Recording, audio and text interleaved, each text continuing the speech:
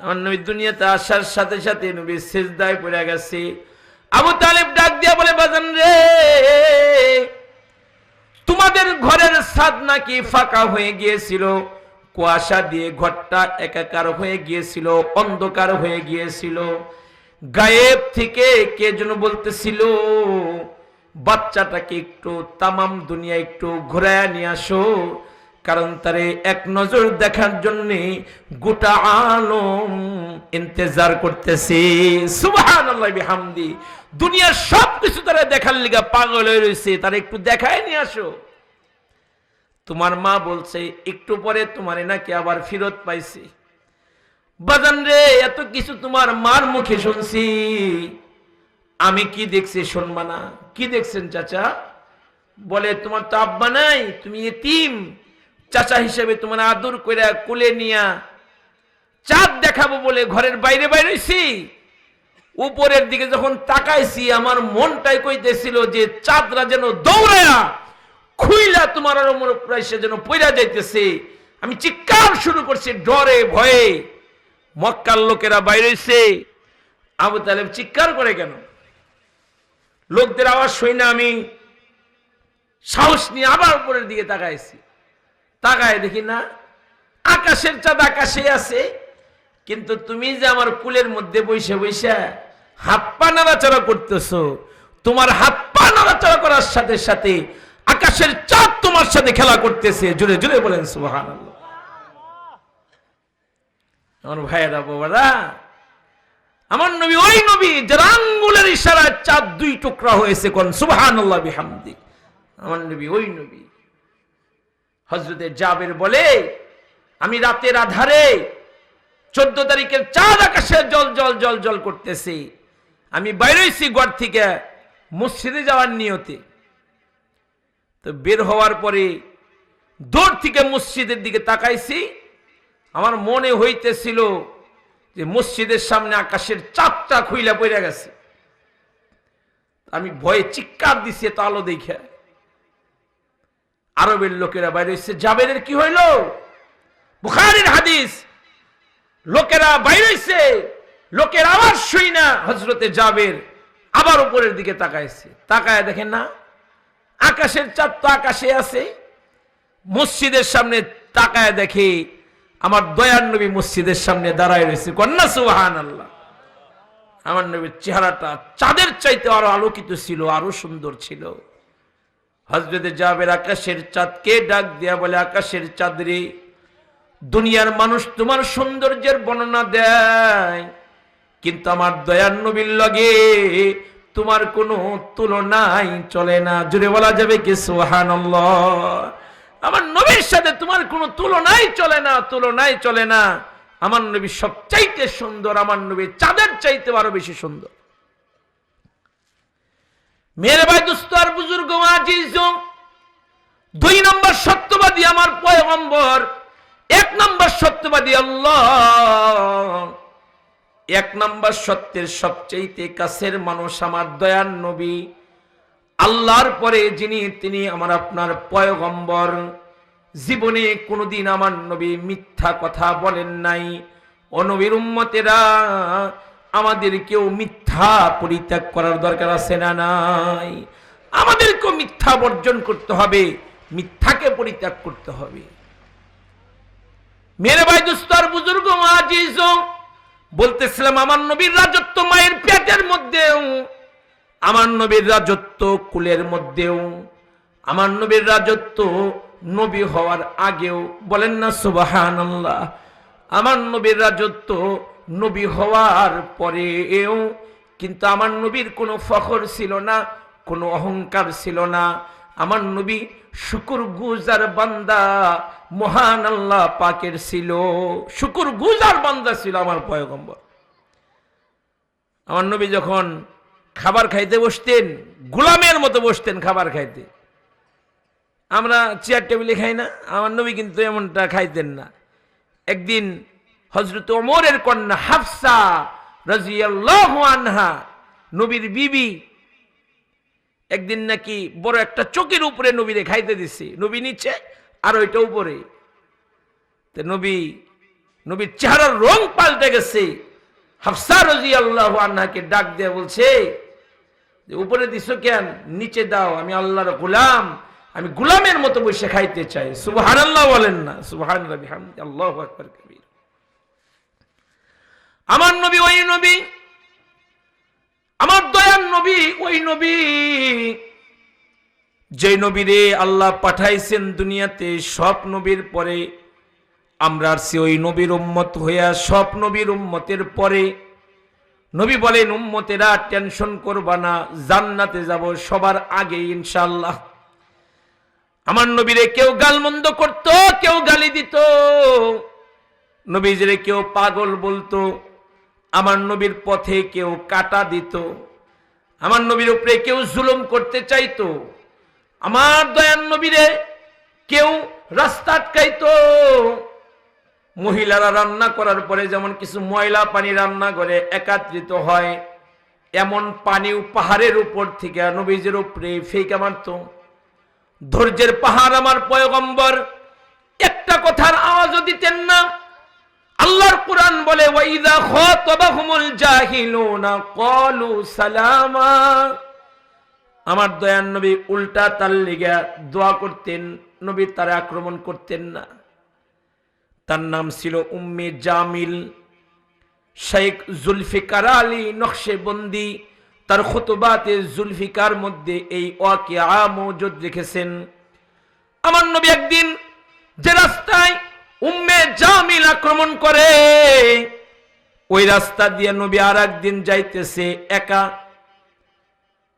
একাই নবী যাইতেছে, দেখে ওই দিন আর ওই মহিলা নাই। আমার দয়ার নবী রাস্তার লোকদেরকে জিজ্ঞাসা করলো, কই উম্মে জামিল জাসকে আমারে কষ্ট দিল না, এর আজকে রাস্তায় দেখলাম না। লোকেরা বলে, আব্দুল্লাহর বেটা, আমরা সংবাদ পেয়েছি ওই মহিলার জ্বর আসছে, অসুস্থ, শরীরে জ্বর, ব্যথা, হাঁটতে পারে না, চলতে পারে না। মহিলা ছিল বিধবা, স্বামী নাই, একটা মাত্র কন্যা সন্তান, মেয়ে তার মায়ের খেদমতে নিয়োজিত। এমন সময় কে যেন ঘরের বাইরে থেকে কলিং বেল টিপ দিয়েছে, দরজার মধ্যে নক করছে। অসুস্থ মহিলা তার মেয়েকে ডাক দিয়া বলে, মারে যা দেখতো দরজার বাহিরে কে আসলো।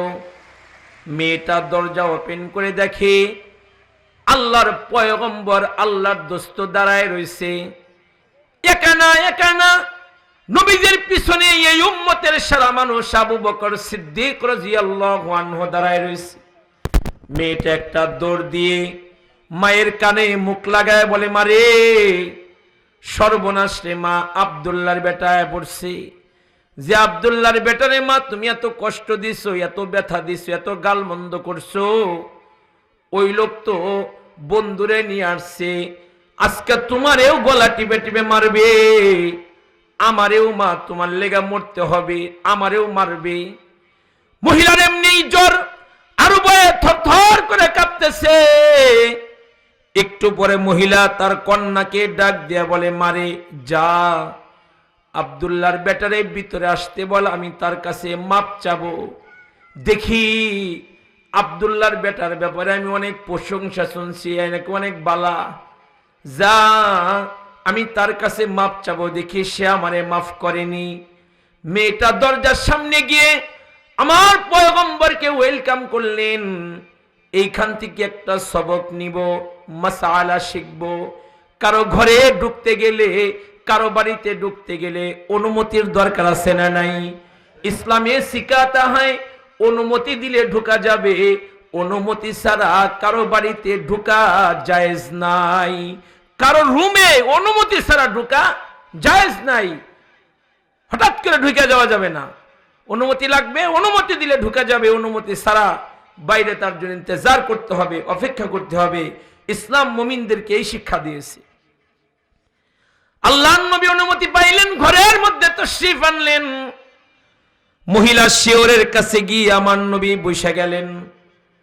অসুস্থ মহিলাই আমার নবীকে জিজ্ঞাসা করলেন, ওগো আব্দুল্লাহর বেটা, কোনদিন তো তুমি আমার বাড়িতে আসো নাই, হঠাৎ আমার বাড়িতে কি মনে করে আসছো? আমার নবী আদরের কণ্ঠে বলে, মারে, রাস্তার লোকদের কাছে জানলাম, শুনলাম তোমার নাকি জ্বর আসছে, তুমি নাকি অসুস্থ। মারে, খবরটা শুই না এক নজর দেখার জন্য আব্দুল্লাহর ছেলে আপনার বাড়িতে আসছে। সুবহানাল্লাহ। মহিলা বলে, আহারে কি বলে? যারা আমি এত কষ্ট দিয়েছি, এত গালমন্দ করছি, এত যন্ত্রণা দিছি, জ্বরের খবর শুই না কেউ আসলো না, আর যারা আমি কষ্ট দিছি এ আইছে আমারে দেখতে, এ তো দুনিয়ার কোনো সাধারণ মানুষ না। আমার নবীর পা দুইটা জড়ায়া ধইরা বলে, বাজান রে, বুঝি নাই অন্যায় হয়েছে, ভুল হয়েছে, আমারে পড়ায়া দাও লা ইলাহা ইল্লাল্লাহু মুহাম্মাদুর রাসূলুল্লাহ সাল্লাল্লাহু আলাইহি ওয়াসাল্লাম। আমার নবী ওই নবী, নবীর কেউ কষ্ট দিলে নবী তারে কষ্ট দিতেন না, নবী তার লেগে দোয়া করতেন। সুবহানাল্লাহ বলেন না? এই ঘটনা থেকে আমাদেরও ইবরত হাসিল করতে হবে, শিক্ষা গ্রহণ করতে হবে। কারোর সাথে লাইগা থাকা যাবে না, বিনয়ী আচরণ করতে হবে। রাজি তো ইনশাআল্লাহ? আল্লাহ তৌফিক দান করেন। আমার নবী ওই নবী, কেউ ভুল করে ফেলছে, অন্যায় করে ফেলছে, অপরাধ করে ফেলছে, নবী তারে জেলের মধ্যে নিয়ে পড়তেন না। যুদ্ধের ময়দান ছাড়া আমার নবী কাফেরের সাথেও খারাপ আচরণ করেন নাই, হাত তুলেন নাই। সুবহানাল্লাহ বলেন না? এখন তো সমাজের বেহাল অবস্থা, এমন ঝগড়া লাগে হাসপাতালে পাঠায় স্যার মাইরে নিজেদের মধ্যে, আছে না নাই জোরে বলেন? কিন্তু আমার নবী এমনটা করতেন না। নবী একদিন বয়ান করতেছে মসজিদে নববী, এর মধ্যে বয়ান করতেছে মদিনার মসজিদে। তেমন সময় মদিনার গ্রাম অঞ্চল থেকে একজন লোক এসে মসজিদের মধ্যে একটু পায়চারা করে মসজিদের কোণার মধ্যে গিয়া পেশাব শুরু করছে, এক নাম্বার শুরু করছে। সাহাবাই কেরাম সবাই তার আবু বকর সিদ্দিকের মতো নরম মনের না, কেউ তো ওমরের মতো অনেক গরম। বয়ানে আপনাদেরকে শুনেছি ওমরের দেখে শয়তানও ডরাইতো। তো ওমর গ্রুপের যারা, তারা তো চেতছে কঠিন করে, কে এই লোক মসজিদের কোনায় পেশাব করে? আমার নবী বলেন, এই এর কিন্তু কিছু বইল না, এর কাজ এর করতে দাও। লোকটার এক নাম্বার শেষ। সাহাবাই কেরাম তারা গিয়া ধরছে, তুমি এত বড় সাহস, তুমি মসজিদের কোণার মধ্যে এক নাম্বার করছো, চলো নবীজির কাছে। লোকটার যখন দুই পাশ থেকে গিয়ে পুলিশটা ধরছে, এই তখন এক নাম্বার করছে, ডরে দুই নাম্বার আয় পড়ছে, যা আমারে তো মারবে। গ্রামের মানুষ, সাদা সিধা মানুষ, নবীজির কাছে দইরা যখন নিয়ে আসছে, লোকটা তো ভয়ে ভীতু হয়ে রয়েছে। কিন্তু আমার নবী তারে, নবীর আদরের হাত, হাদিস শরীফে আছে নবীর লগে কেউ যদি মুসাফা করত, সে যেন মনে করত নরম রেশমি কাপড়ের মধ্যে নিজের হাতটা ঢুকাই দিয়েছে। সুবহানাল্লাহ বলেন না? নবীর হাতগুলো এত নরম ছিল, নবীর ওই নরম হাত দিয়ে ওই লোকটাকে আদর করা শুরু করছে। বলেন সুবহানাল্লাহ। লোকটাকে ডাক দিয়া বলেন, আপনি বুঝতে পারেন না এটা কিন্তু মসজিদ, আপনি যখন আবার এখানে আসবেন, আপনি মসজিদে আরাম করবেন, রেস্ট করবেন। পেশাব পায়খানা আসলে মসজিদের বাইরে পেশাব পায়খানা, ওইখানে গিয়ে আপনি আপনার জরুরত সারবেন, ঠিক আছে? হুজুর ঠিক আছে। আমার নবী নিজের গায়ের একটা জামা, জুব্বা, কুর্তা ওই লোকটাকে হাদিয়া দিলেন, যেই লোকটা মসজিদের কোনায় পেশাব করছে। লোকটা মনে মনে বলে, হাইরে সর্বনাশ, এত বড় ভুল করলাম, একটা ধমকও দিল না, উল্টা দেখি জামা হাদিয়া দেয়। নবীজির কাছ থেকে বিদায় নিয়ে লোকটা গ্রামের বাড়িতে চলে যাবে। আমার নবীর আখলাক ছিল, নবীর লগে কেউ দেখা করতে আসলে লোকটা যখন চলে যাইতো, যত দূর পর্যন্ত দেখা যাইতো, আমার নবী ওই লোকটার দিকে তাকায় থাকতো। নবীর অনেক মায়া, তো অনেক দয়া। যে সন্তান যখন বিদেশে যায়, আমাদের ভাই বিরাদার যখন বিদেশে যায়, চাচা চাচিরা, আব্বা মারা কান্দে, যত দূর পর্যন্ত গাড়িটা দেখা যায়। কাঁদে না? তাকায় দেয়। কেন কাঁদে? কষ্টে, ছেলের যন্ত্রণায়।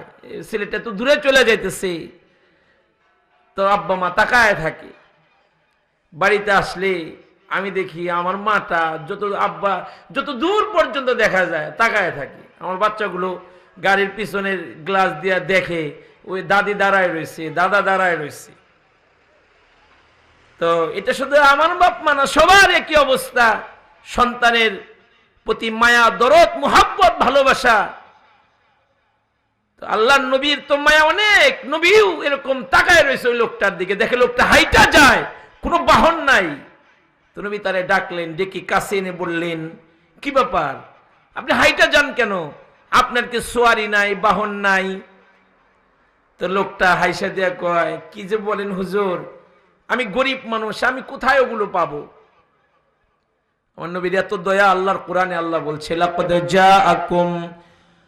লাকাদ জাআকুম রাসূলুম মিন আনফুসিকুম আজিজুন আলাইহি মা আনিতুম হারিসুন আলাইকুম বিল মুমিনিনা রাউফুর রহিম। আল্লাহর কোরআনে আল্লাহ বলেন, তোমাদের ভিতর থেকে তোমাদের নিকট একজন রাসূল এসেছে, পয়গম্বর এসেছে। তোমাদের দুঃখ কষ্ট দেখলে সে নিজে কষ্ট পায়।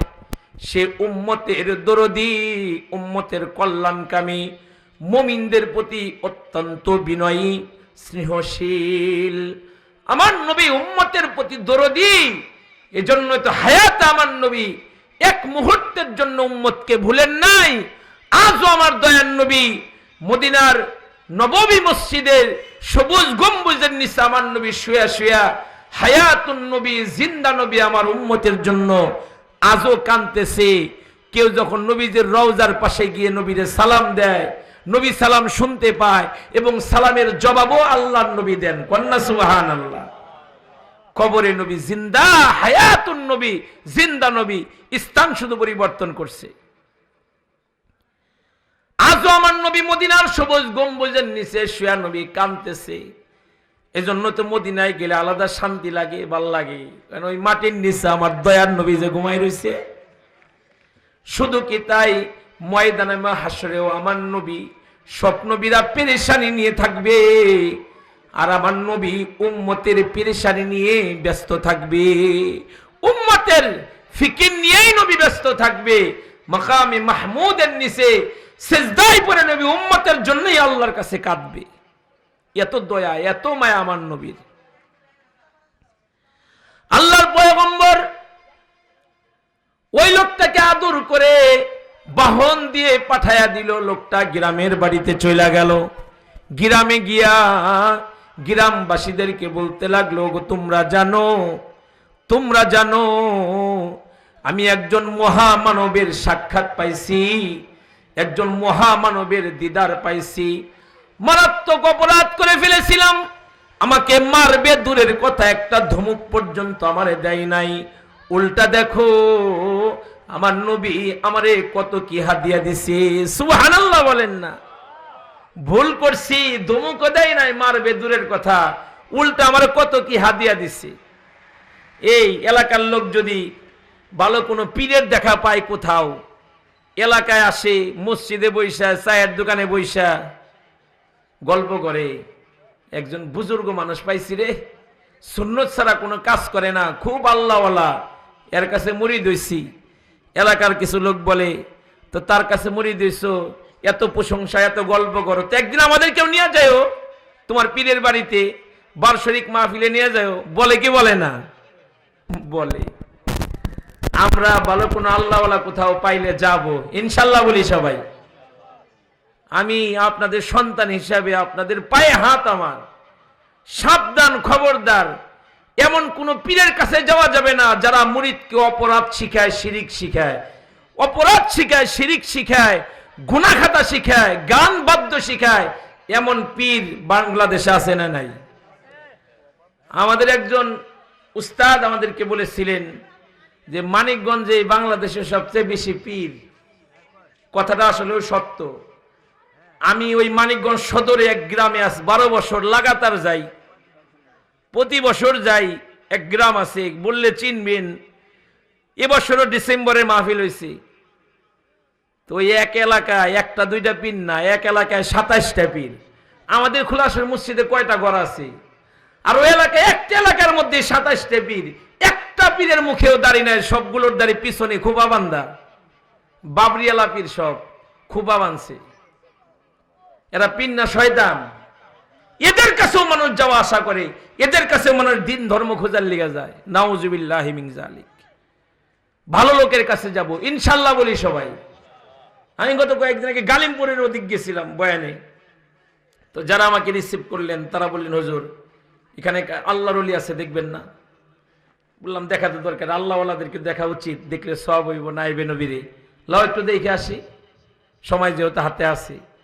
যাওয়ার পর দেখি এক লোক কাপড় ছাড়া বয়ে রয়েছে, কোনো কাপড় জোবর নাই গায়ে, নারী পুরুষ তারে সেজদা করতেছে। নাউজুবিল্লাহ নাউজুবিল্লাহ।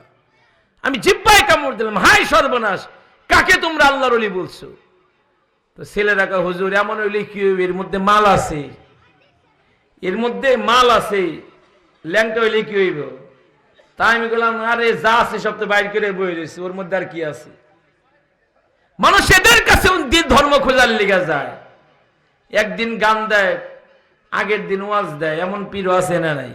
এদের কাছেও মানুষ বিরিয়ানি খাইবার লেগা, বিরিয়ানি জীবনে খান না, বিরিয়ানি খাইবার লেগা দলে দলে গরু মুসলে তারপরে এর কাছে যায়।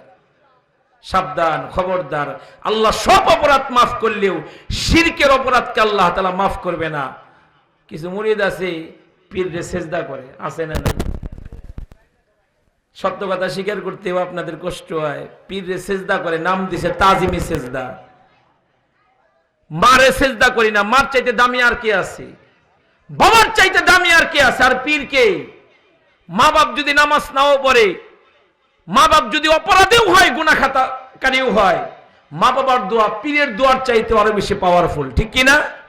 আল্লাহর রাসূলুল্লাহ হাদিসে বলছে, মা বাবার দোয়া পীরের দোয়ার চাইতে, ইমামের দোয়ার চাইতে, বক্তার দোয়ার চাইতে আরো বেশি পাওয়ারফুল। আফসোস, মা বাবারে সেজদা করি না, করে যায় পীর রে, নাম দিছে তাজিমি সেজদা। নাউজুবিল্লাহ বলেন না? সাবধান, খবরদার। ছোটবেলায় বুঝতাম না, ওই যে ওদিকে এক মেলায় যাইতাম, ওই যে চকে এক মেলায় যেতাম, ভুলে গেছি গা, চন্দনপুর। হ্যাঁ, চন্দনপুরের মেলায় এক মূর্তি বানাইতো, মাটির মূর্তি, খাড়া মূর্তি না, হুতাইনা মূর্তি বানাইতো একটা। মানুষের লগে যা আছে এই মূর্তিরও তাই বানাইতো। এখনকার অবস্থা জানি না, কিন্তু অনলাইনে আমি এই 4 গ্রামের ওদিকে দেখছি এক হুতাইনা মূর্তি বানাইছে, মূর্তির সবকিছু বানাইছে। এই মূর্তিরে আবার নারী পুরুষ মিলা সেজদা করতেছে। নাউজুবিল্লাহ বলেন না? কত বড় বদবু অপরাধ এটা! আল্লাহ সব অপরাধ মাফ করলেও শিরকের অপরাধ, কেউ যদি আল্লাহর ব্যতিরেকে কাউকে সেজদা করে, এই অপরাধ আল্লাহ তাআলা তাকে মাফ করবে না, ক্ষমা করবে না। এজন্য খুব সাবধান। ওই লোকটা গ্রামের বাড়িতে গিয়ে গ্রামের লোকদেরকে বলতে লাগলেন, জানো আমি এমন একজন মহামানবের সাক্ষাৎ পাইছি, অপরাধ করছিলাম, আমারে মারে নাই, উল্টা আমারে হাদিয়া দিছে। লোকেরা বলে, তাহলে আমাদেরকেও তার কাছে নিয়ে চলো। হাদিস শরীফে আছে, গ্রামের 300 মানুষ ওই লোকটার রাহবাড়িতে আমার দয়ার নবীর কাছে আইসা কালিমা পয়রা মুসলমান হয়ে গেছে। তুমি জীবন, তুমি মরণ, আধার ঘরে তুমি আপন, তুমি মোদের পারের তরি, কঠিন নিদানে তরানিওয়ালা, ইয়া রাসূলুল্লাহ ইয়া হাবিবাল্লাহ, ইয়া রাসূলুল্লাহ,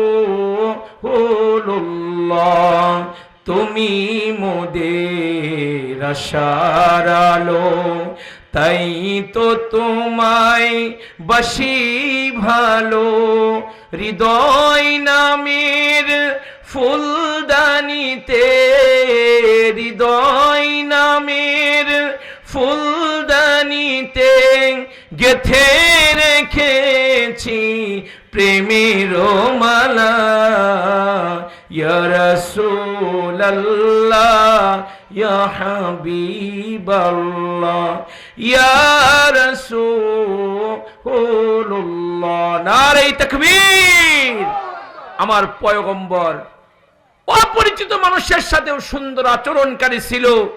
2 নাম্বার সত্যবাদী আমার দয়ার নবী। বুখারী শরীফে আছে আমার নবী কাফেরের সাথে উত্তম আচরণকারী ছিল। জোরে জোরে বলেন সুবহানাল্লাহ। কাফের তার সাথেও নবী ভালো ব্যবহার করতেন।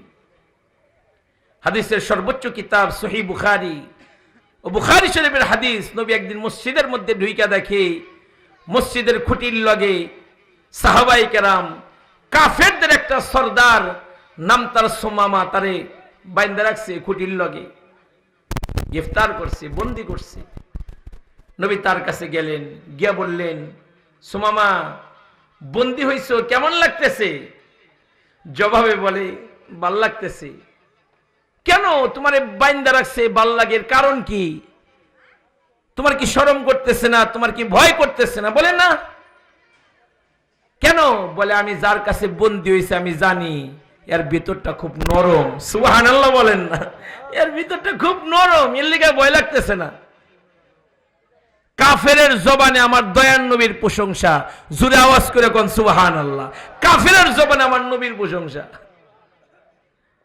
সুমামা কয়, আপনি যদি আমার ছাইরা দেন, মুক্তিপণ যা লাগে আমি তাই দেওয়ার জন্য তৈয়ার। নবী সাহাবীদেরকে বলে, এই কোনো মুক্তিপণ লাগবো না, আরে ছাইরা দাও। ছাইরা দিছে, এমন এক দৌড় দিছে মসজিদের ভিতরে, এক দৌড়ে মসজিদ থেকে বাইরে হইয়া আরেকটা দৌড় দিয়া মদিনার এক খেজুর বাগানে গিয়া ঢুকছে। খেজুর বাগানে কুয়া ছিল, আজও আছে। নবীর সাহাবী হযরতে সালমান ফারসি রাদিয়াল্লাহু আনহুর খেজুর বাগান আজও মদিনাতে আছে। আজও ওই মদিনাতে খেজুর বাগানে কুয়া আছে। সালমান ফারসি রাদিয়াল্লাহু আনহুর খেজুর বাগান। ওই বাগানের পাশে এমন এক কুয়া আছে যেই কুয়াকে আমার নবী আলাদা করে ভালোবাসতেন। ওই কুয়ার পানি নবী পান করতেন। মাঝে মাঝে নবী ওই কুয়ার পানি দিয়া গোসলও করতেন।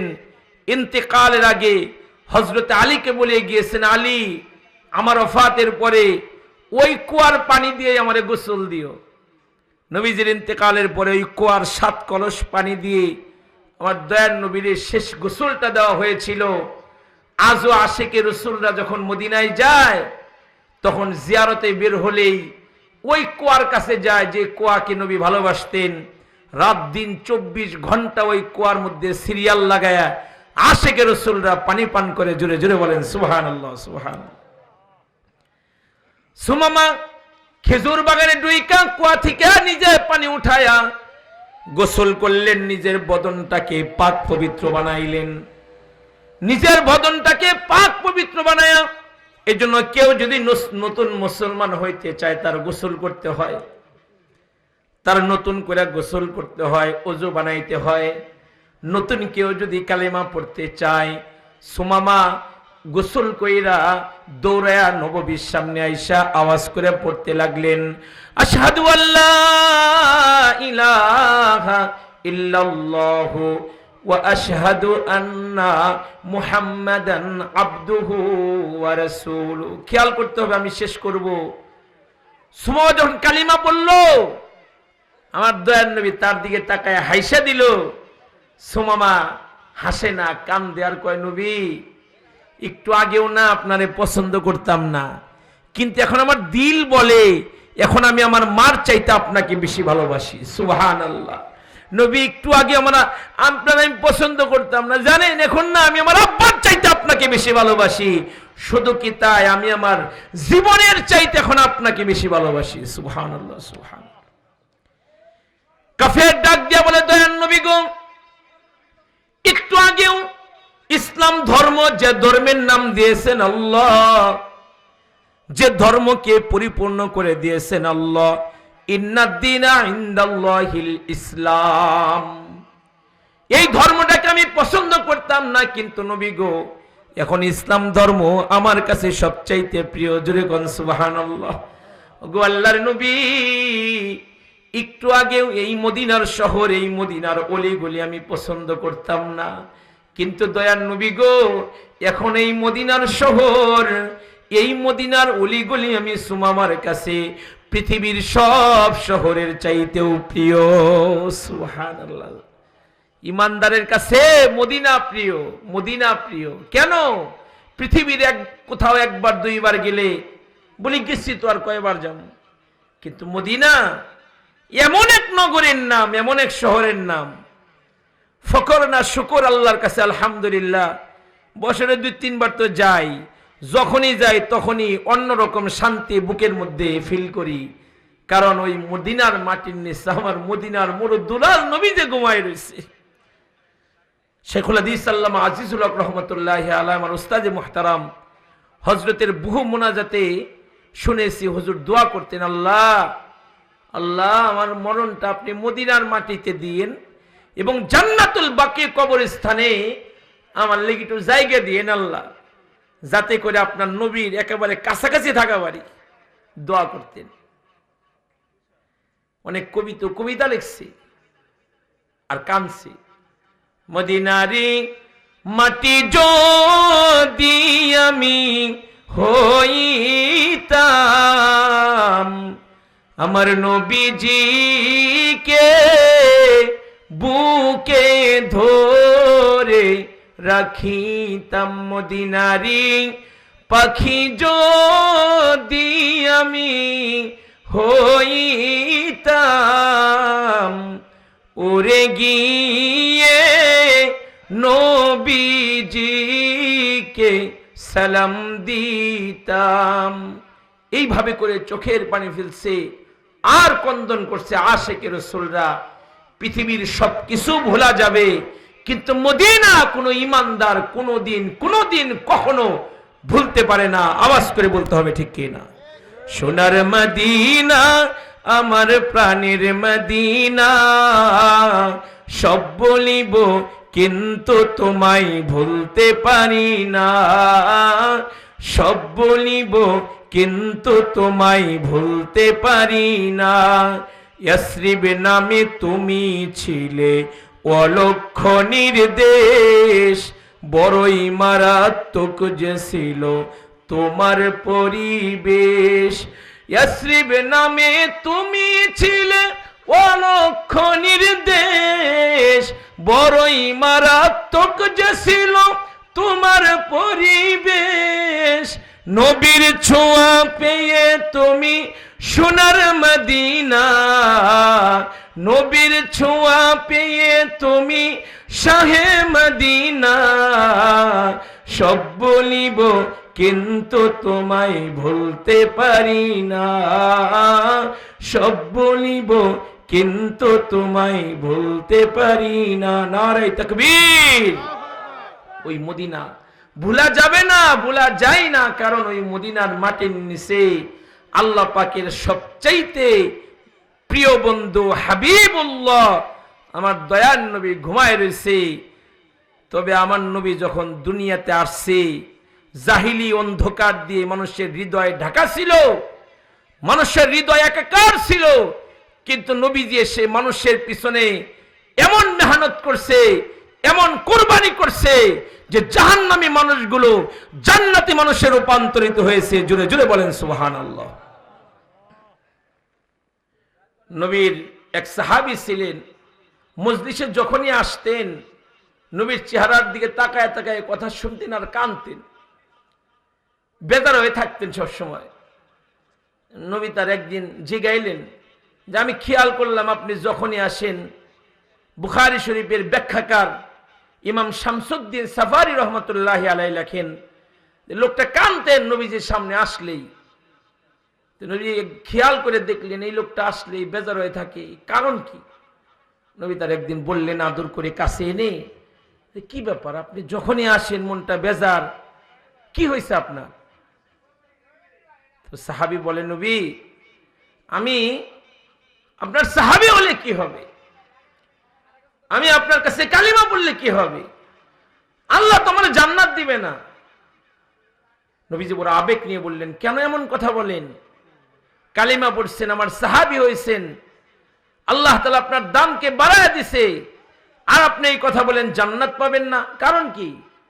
সাহাবী বলে, নবী আমি তামিম গোত্রের সর্দার ছিলাম, ওই জাহিলি অন্ধকার যুগের মানুষ ছিলাম আমি। একটা বংশের লিডার ছিলাম, নেতা ছিলাম। আমার কাজ ছিল অনেকের কাজ বন্টন করা ছিল, আর আমার কাজ ছিল, আমাকে যে কাজটা দেওয়া হয়েছিল সেটা হলো কারো ঘরে যদি কন্যা সন্তান মেয়ে বাচ্চা জন্ম নিত, আমার জিম্মাদারি ছিল তার গলা টিপা মারা, তাকে জীবন্ত দাফন করা। জোরে কোন নাউজুবিল্লাহি মিন যালিক। সাহাবী বলে, কত বাচ্চা যে আমি মারছি এর কোনো